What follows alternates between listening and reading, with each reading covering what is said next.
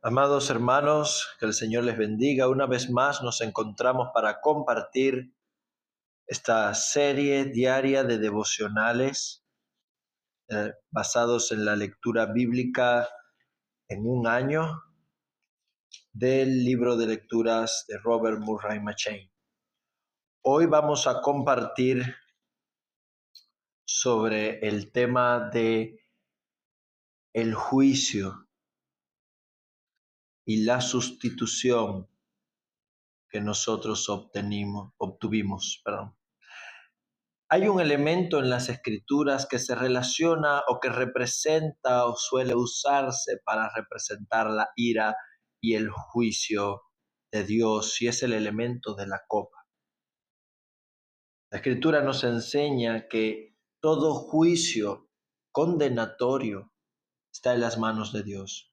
Como creyentes podemos juzgar basados en testimonios y evidencias, pero solo a partir de la palabra de Dios, no juzgar intenciones, no juzgar con el propósito de condenar, mucho menos en cuestiones secundarias o de apreciación. La Escritura nos enseña que el juicio está en las manos del Señor. El juicio definitivamente, que Dios revelará lo oculto de las tinieblas, y esto lo vemos en su palabra a través de dos ejemplos, fundamentalmente en la historia. Génesis capítulo 44. Cuando los hermanos, inmediatamente después de terminar de cenar con José, devuelve a Simeón, ordena a su mayordomo que les llene sus sacos de alimento, le ponga la bolsa de dinero en cada uno de sus sacos y su copa. La copa de plata, dice el verso 2, en la boca del costal del menor con el dinero de su trigo. Y él hizo así como dijo. ¿Cuál era la intención de José? José está probando a sus hermanos para ver si en verdad habían cambiado o si seguían siendo los mismos del capítulo 37 que lo habían vendido. Él estaba poniendo la prueba en Benjamín, como había hecho anteriormente al haberle dado 5 porciones más de alimento. Quería saber si todavía la envidia y el rencor estaba en el corazón de sus hermanos.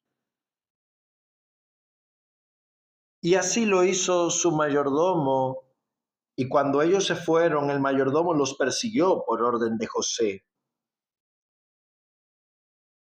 Y les dijo: ¿por qué habéis vuelto mal por bien, perdón? ¿Por qué habéis robado mi copa de plata? ¿No es esta en la que suele beber mi señor y por la que suele adivinar? O sea, manteniendo su fachada. Habéis hecho mal en lo que hiciste. Y cuando los acercó, ellos le dijeron: ¿cómo pues habíamos de hurtar de casa de tu señor plata ni oro? Aquel de tus siervos en quien fuera hallada la copa, que muera. Ese era el sentido de la justicia que tenía. Y aún nosotros seremos siervos de mi señor. Y ellos entonces se dieron prisa y cada uno buscó y abrió su costal, desde el mayor hasta el menor. Y la copa fue hallada en el costal de Benjamín. Entonces cada uno de ellos rasgó sus vestidos, señal de indignación, cargó su asno y volvieron a la ciudad. Y vino Judá. Aquí Judá toma la dirección, por eso Dios trata con él en el capítulo 38. Judá toma la dirección de sus hermanos y se para delante de José. Y Judá dice: Dios ha hallado la maldad de tus siervos. No simplemente el hecho de la copa, sino que Dios con esa acción, según lo entiende Judá, estaba revelando lo que ellos habían hecho anteriormente con José. He aquí nosotros somos siervos de mi Señor, nosotros y en cuyo poder fue hallada la copa. Y José dice: nunca yo tal haga. El varón en cuyo poder fue hallada la copa será mi siervo, el resto váyase en paz. Le está dando la opción de salida. Sin embargo, Judá se le acerca y le dice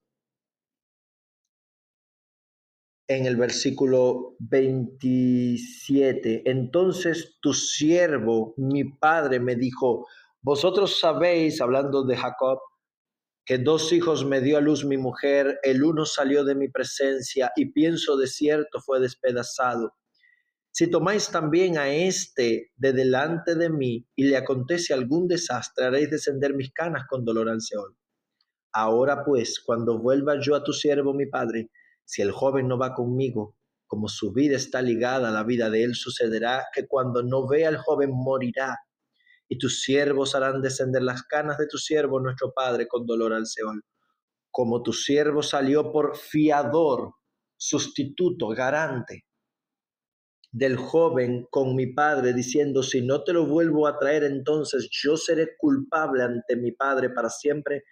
Te ruego, por tanto, quede ahora tu siervo en lugar del joven como siervo de mi señor, y que el joven vaya con sus hermanos. Judá se está ofreciendo de esta manera como un sustituto del pecado de Benjamín, como un sustituto del pecado de su hermano, con tal de devolver a su hermano delante de su padre. Porque ¿cómo volveré yo a mi padre sin el joven?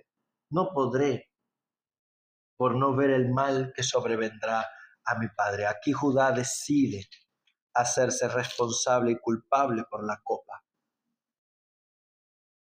Siendo él inocente en este caso, según lo plantea José, él decide asumir el lugar del responsable y quedar preso, quedar convicto como culpable en su lugar. Job continúa argumentando entonces delante de Elifaz,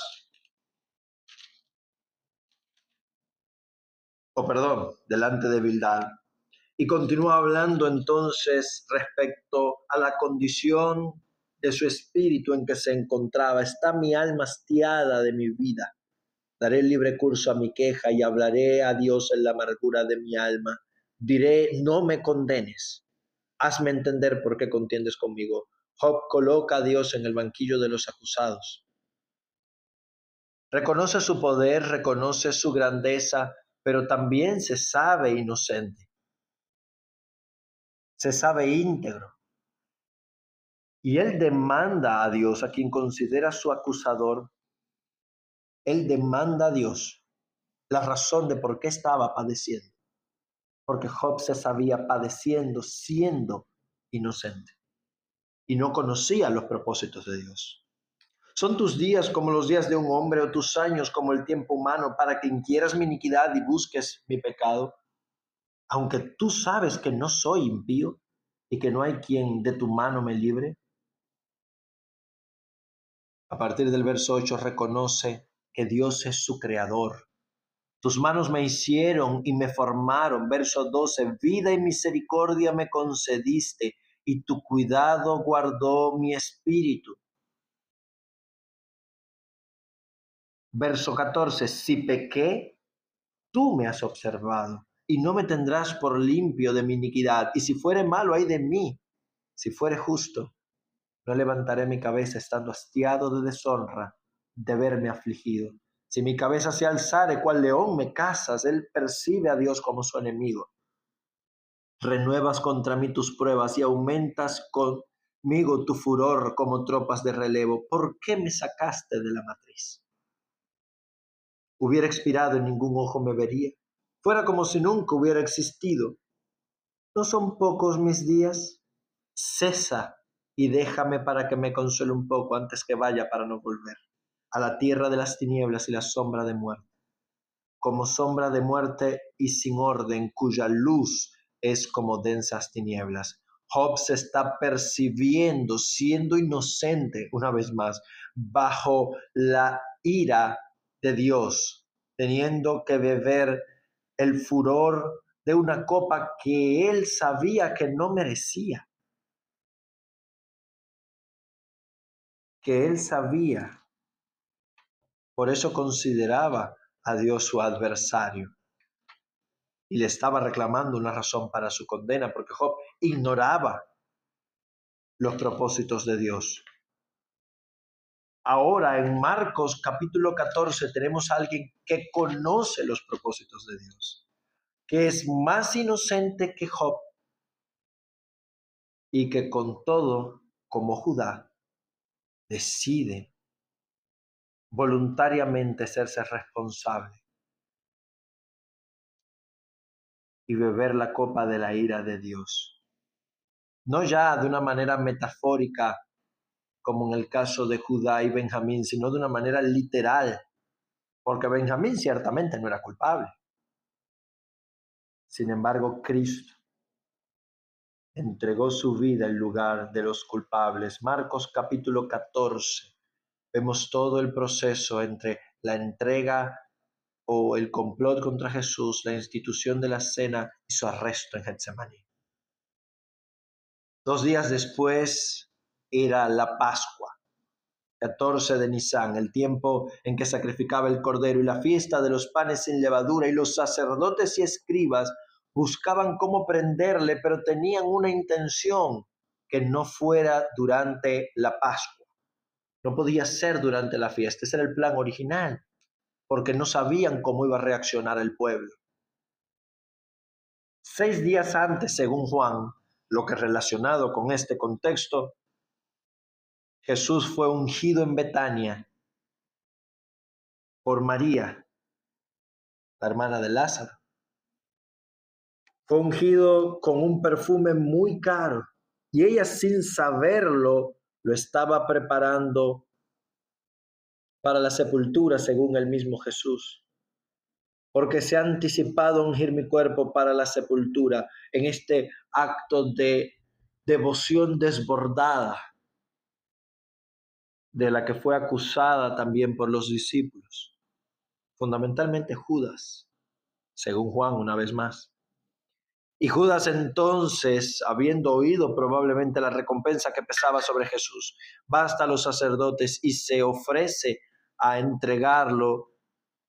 Y ellos le prometieron darle dinero y él también buscaba una oportunidad. No tenía intenciones de entregarlo durante la fiesta. Y entonces ocurre la institución de la cena.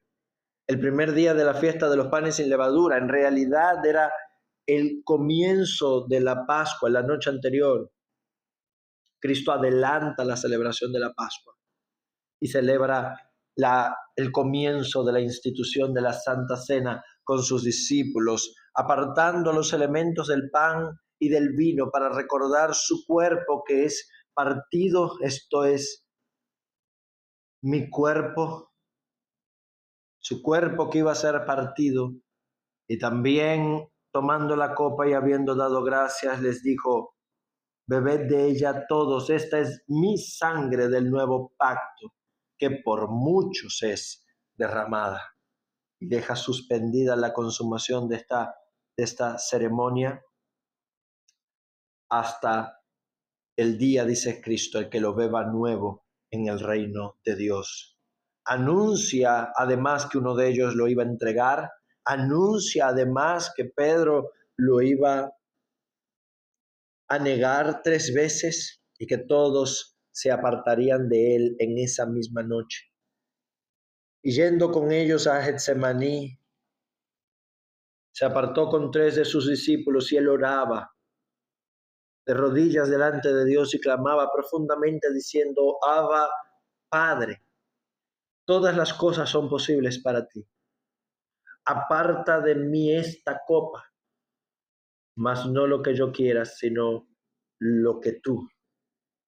Cristo no está dudando, ni está rechazando su misión, pero él se sabe perfectamente santo y en perfecta comunión con Dios, y precisamente para esa hora él iba a ser manchado, iba a cargar con el pecado de su pueblo, iba a derramar su sangre por el pecado, iba a recibir la ira de Dios, al punto de ser abandonado por Dios mismo, de que esa comunión perfecta se rompiera.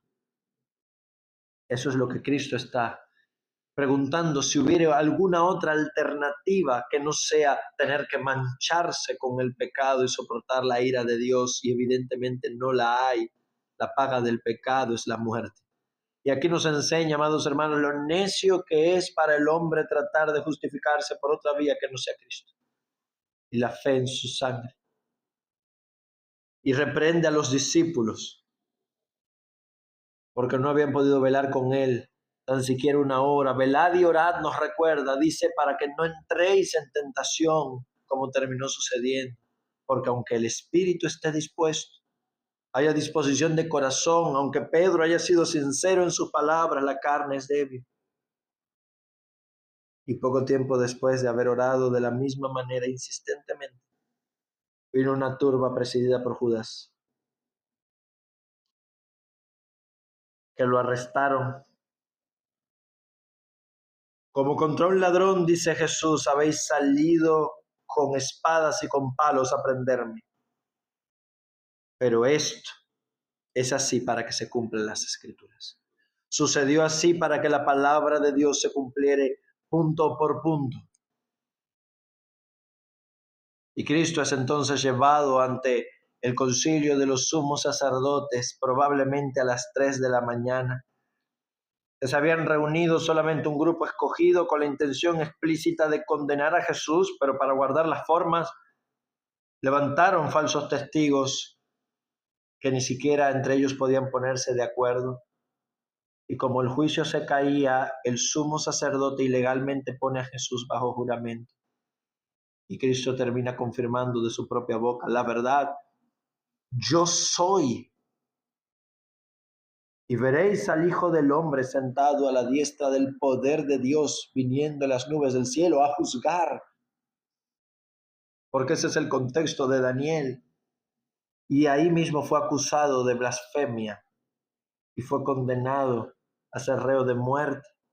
Y en el mismo contexto, paralelamente, en el mismo lugar, Pedro es confrontado 3 veces por personas distintas y las 3 veces niega, llegando a negar con maldición, verso 71, y juramento que no conocía a Jesús.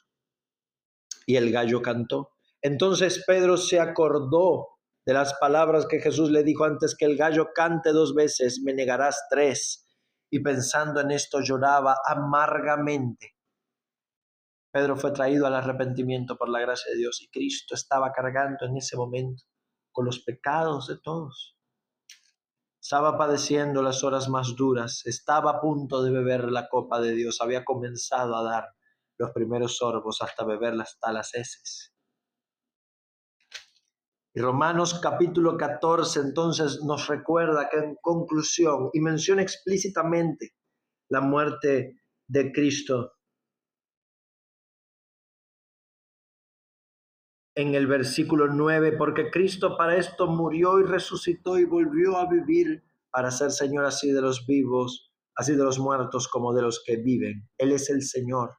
Por eso es que Pablo nos llama en el contexto del amor que él venía hablando en el capítulo 13 a recibir al débil en la fe, al recibir a aquel cuya conciencia está llena de escrúpulos y no disfruta plenamente de la libertad en Cristo que disfrutan otros, en este contexto específicamente de los judíos.